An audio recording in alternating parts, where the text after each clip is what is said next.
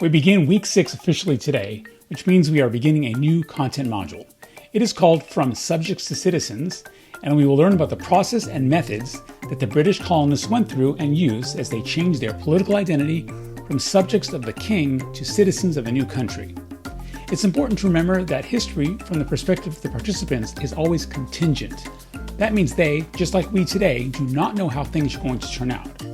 What started as a contest to assert their rights as Englishmen became a revolution to assert human rights.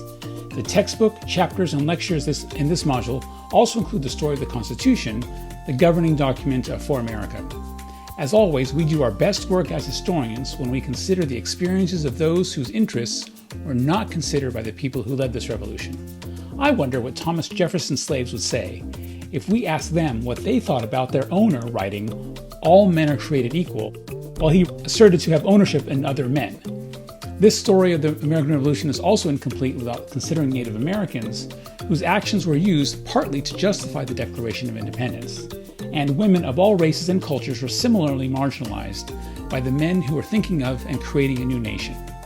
But even if the leaders at that time did not envision extending freedom to women or people of color, they yet created words and ideas that could be subject to different interpretations. The multiple meanings of that revolution are still being worked out today. I look forward to your work in exploring those meanings in the history versus history discussion for this module, which has its guideline date for your initial post this week. You also have the lecture check and reading check quizzes for this module. I hope that you're doing well in all of your classes and that you have a great week.